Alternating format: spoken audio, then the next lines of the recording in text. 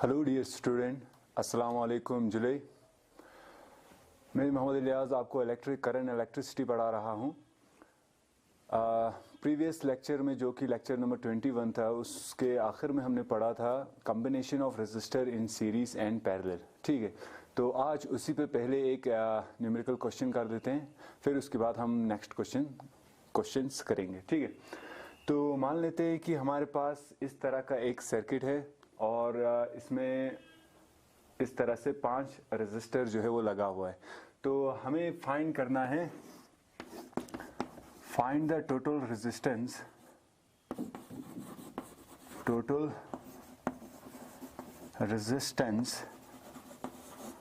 Of the circuit.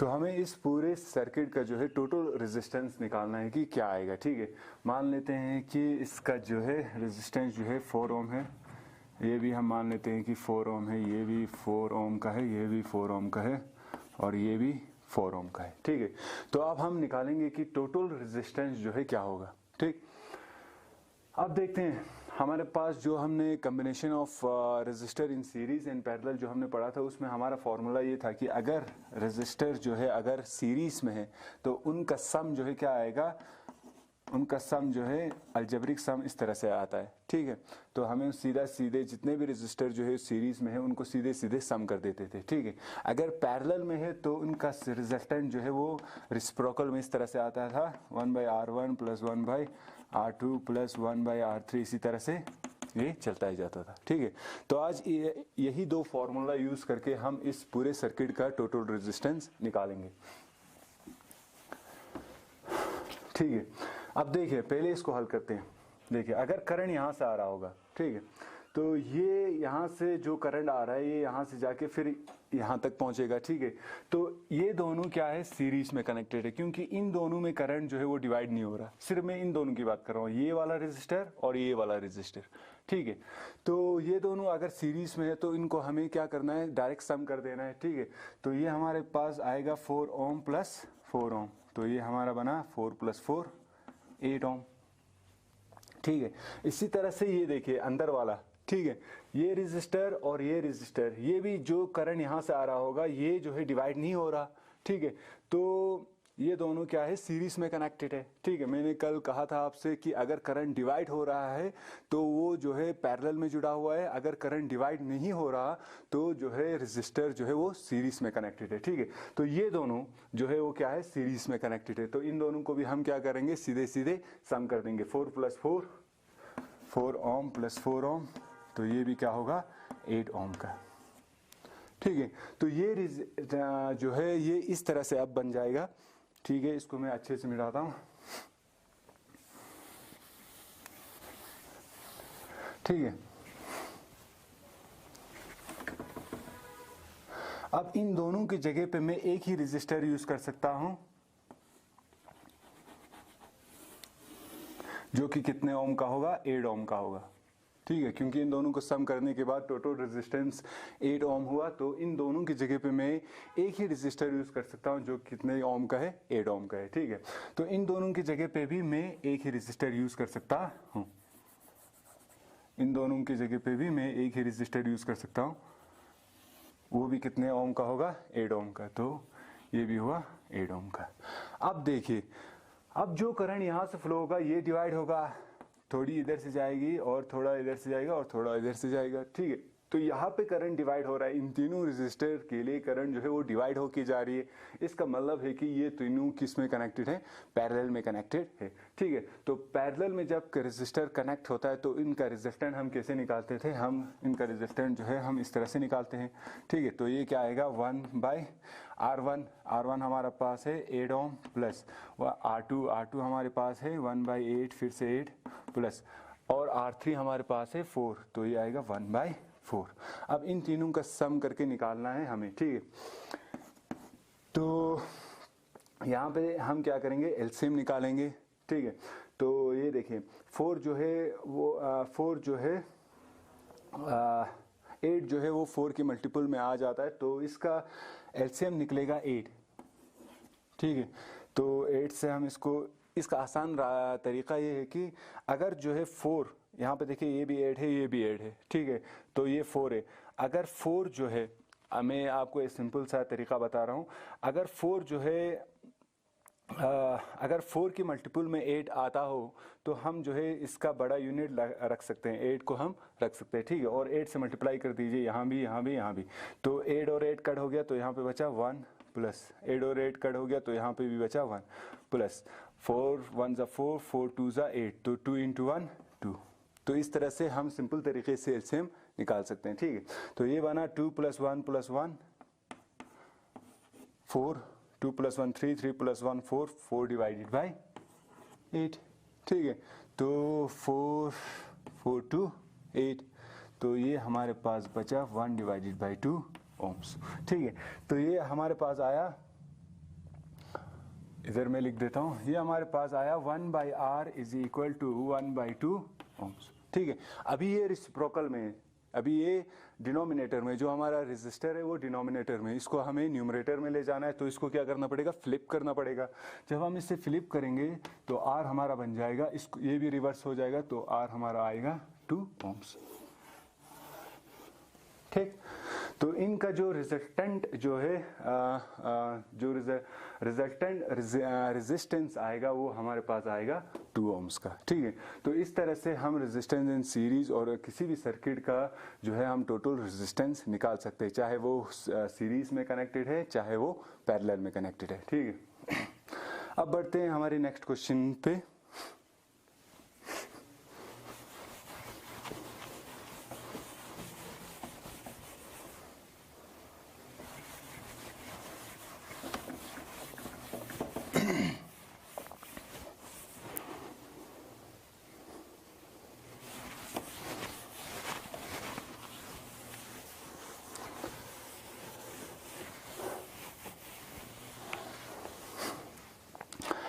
Next question हमारा है, हमें एक्चुअल में पढ़ना है Kirchhoff's current end voltage rule, ठीक है। उससे पहले हम कुछ टर्म्स को जान लेते हैं।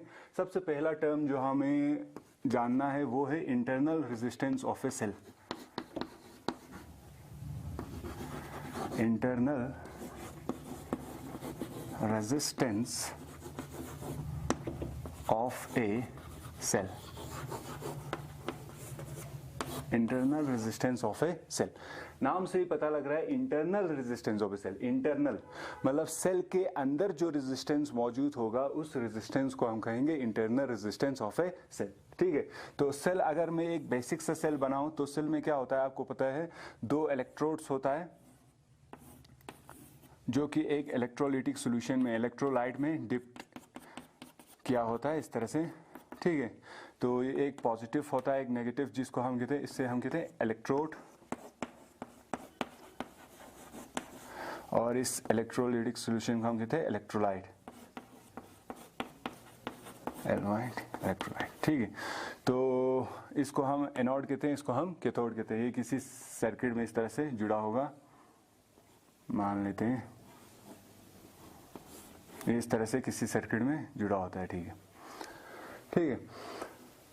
तो देखिए, ड्रिफ्ट वेलोसिटी पढ़ाते समय मैंने आपसे कहा था कि कंडक्टर के अंदर जो एटम्स मौजूद होता है उन्हीं एटम्स की वजह से रेजिस्टेंस होता है, क्योंकि इन्हीं एटम के साथ जो है इलेक्ट्रॉन टकराता रहता है, इसी वजह से उस कंडक्टर में रेजिस्टेंस मौजूद होता है। तो इसी तरह से इन इलेक्ट्रोड में भी एटम्स होते हैं, ठीक है। तो इसी तरह से इस इलेक्ट्रोलाइट में भी, इस इलेक्ट्रोलाइटिक सॉल्यूशन में भी न्यूट्रल एटम्स होता है जिनसे इलेक्ट्रॉन आयंस जो है वो टकराता रहता है। इसी वजह से इन इलेक्ट्रोड और इन इलेक्ट्रोलाइट में भी इंटरनल रेजिस्टेंस मौजूद होता है, ठीक है।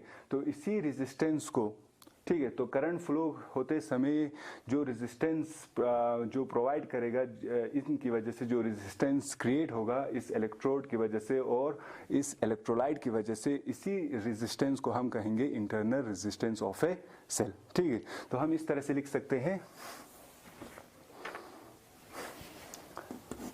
Resistance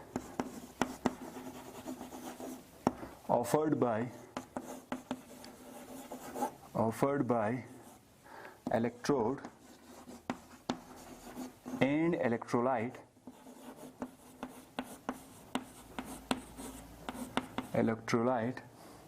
resistance offered by electrode and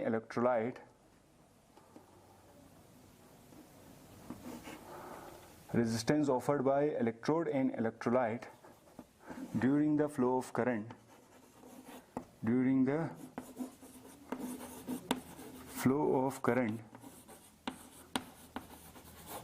is called as internal resistance of a cell।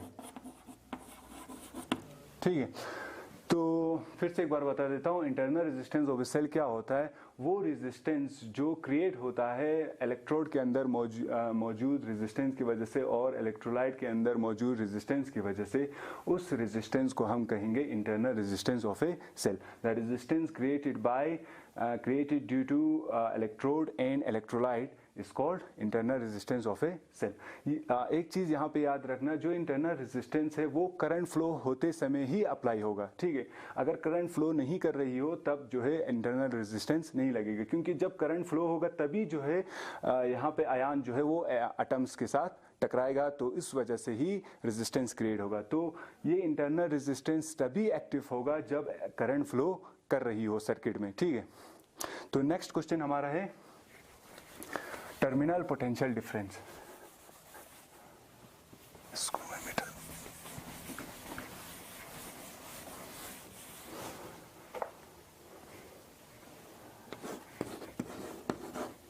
Terminal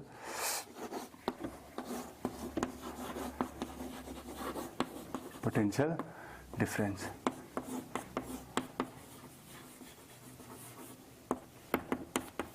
terminal potential difference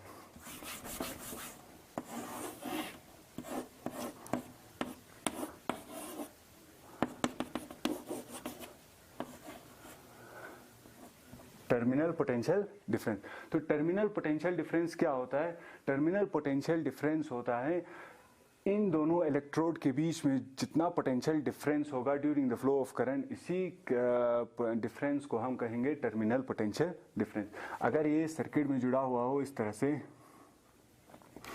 अगर ये किसी सर्किट में इस तरह से जुड़ा हुआ हो, तो इन दोनों ए पॉइंट, इसको हम ए पॉइंट कहेंगे, इसको हम बी पॉइंट कहेंगे, तो इन दोनों इलेक्ट्रोड के बीच में कुछ पोटेंशियल डिफरेंस तो होगा, तभी करंट फ्लो कर रही होगी। ठीक है, तो इसी पोटेंशियल डिफरेंस को जो इन दो इलेक्ट्रोड्स के दरमियान है, तो इसी पोटेंशियल डिफरेंस को हम कहेंगे टर्मिनल पोटेंशियल डिफरेंस। ठीक है, बिल्कुल सीधी सी बात है।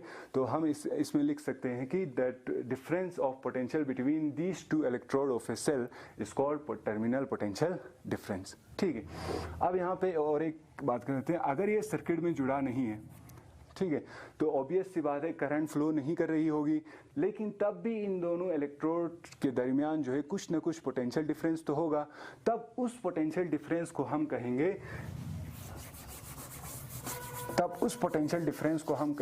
EMF of a cell. ठीक है, ईएमएफ ऑफ ए सेल। ठीक, तो ईएमएफ ऑफ ए सेल क्या होता है? ईएमएफ का मतलब होता है इलेक्ट्रोमोटिव फोर्स। ठीक है, तो ईएमएफ ऑफ ए सेल क्या होता है? ईएमएफ ऑफ ए सेल होता है the maximum potential difference between the two electrode when no current is flowing from the cell. ठीक है, जब सेल किसी ऑटर सर्किट के साथ किसी क्लोज सर्किट में कनेक्ट ना हो, तब जो है करंट फ्लो नहीं कर रही होगी, तब जो है इन दोनों इलेक्ट्रोड के बीच में जो पोटेंशियल डिफरेंस होगा, उस पोटेंशियल डिफरेंस को हम कहेंगे ईएमएफ ऑफ ए सेल। ठीक है, अगर ऑटर सर्किट में कनेक्ट होगा और करंट फ्लो कर रही होगी, तब इन दोनों के दरमियान पोटेंशियल डिफरेंस को हम कहेंगे टर्मिनल पोटेंशियल डिफरेंस। ठीक है, अगर करंट फ्लो नहीं कर रही है, अगर ये सेल ऑटर सर्किट में कनेक्ट नहीं है, तब उन दोनों के दरमियान जो पोटेंशियल डिफरेंस होगा उसे हम कहेंगे ईएमएफ ऑफ ए सेल। ठीक है, इन दोनों के बीच में जो डिफरेंस है वो समझ आ गया आपको। ठीक है, अब हम हाँ, यहाँ पे एक और चीज याद रखना, जो ईएमएफ ऑफ द सेल होता है वो हमेशा ग्रेटर होता है as compare to terminal potential difference.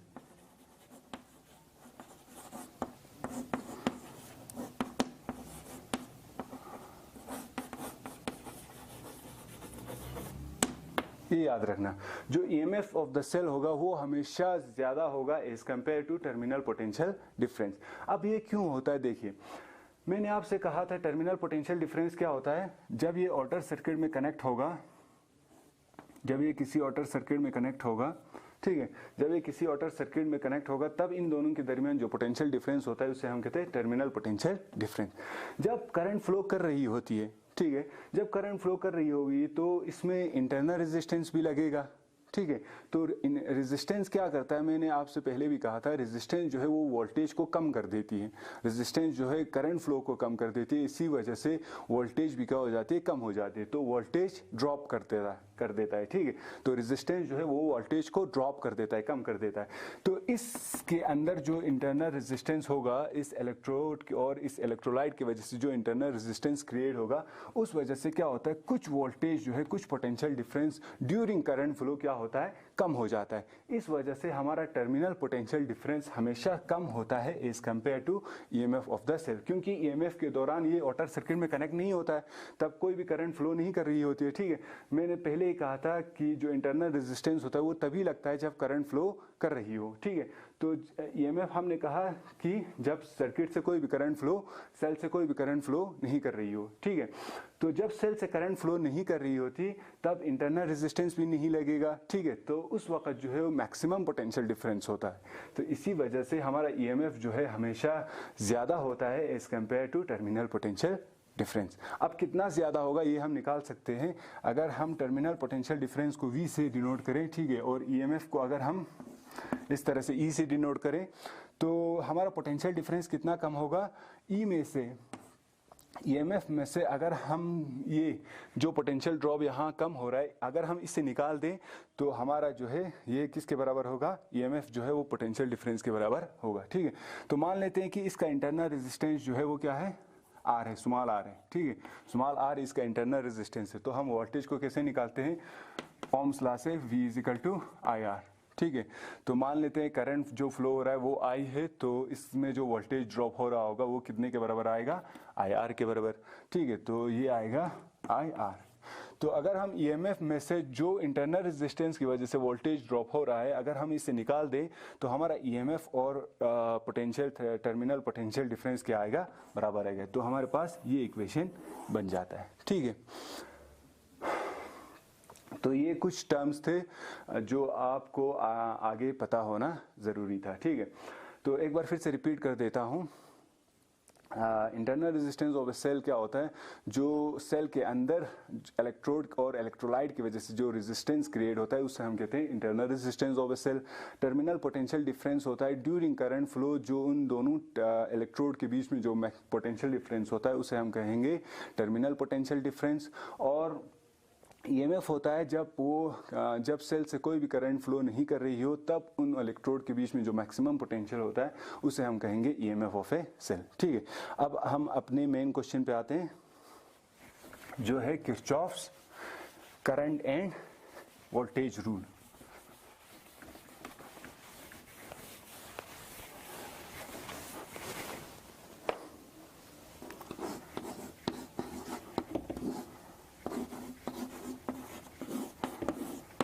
Kirchhoff's rules. तो किरचॉफ जो था इन्होंने 1942 में कम्प्लेक्स इलेक्ट्रिकल सर्किट में जो कम्प्लेक्सिटी है उसको दूर करने के लिए इन्होंने दो रूल्स हमें बताए जिनको हम कहते हैं Kirchhoff's current rule and Kirchhoff's voltage rule, ठीक है। तो जो उनका फर्स्ट रूल था इसे हम किरचॉफ्स फर्स्ट रूल भी कहते हैं, या इसे हम कहते हैं करंट रूल, या इसे हम कहते हैं जंक्शन रूल। इसको हम अलग अलग नाम से हम जंक्शन रूल। तो इसे हम फर्स्ट रूल भी कहते हैं, Kirchhoff first rule, Kirchhoff's current rule भी हम इसे कहते हैं, या इसे किरचॉफ जंक्शन रूल भी कहा जाता है, ठीक है। तो इसमें उन्होंने क्या कहा, इसमें उन्होंने यही कहा कि जो किसी भी क्लोज सर्किट में जो जंक्शन होगा, किसी जंक्शन पे मान लीजिए करंट जो है वो मीट कर रहा होगा, तो इस जंक्शन पे जो algebraic sum of all the currents होगा वो हमेशा क्या होगा, जीरो होगा। तो उन्होंने सिंपल यही कहा जो algebraic sum of algebraic sum of currents meeting at a junction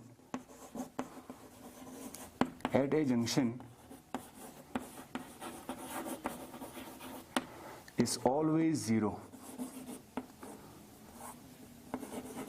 Is always zero. ठीक है, तो उन्होंने यही कहा कि क्लोज सर्किट में, किसी भी क्लोज सर्किट में हम देखते हैं, अपने घरों में भी देखते हैं, किसी एक जंक्शन पे जो है बहुत सारे तार जो है आके मिल रहा होता है। ठीक है, तो उस जंक्शन पे जो टोटल करंट होगा, अगर हम इन सब का सम करेंगे तो जो टोटल करंट होगा वो हमेशा किसके बराबर होगा? जीरो के बराबर होगा। तो हम ऐसे लिख सकते हैं summation of all current meeting at A junction, meeting at this junction, हम इसको O से नाम लेंगे, meeting at junction O is always zero. ठीक है, तो यहाँ पे कुछ साइन कन्वेंशन का यूज होता है।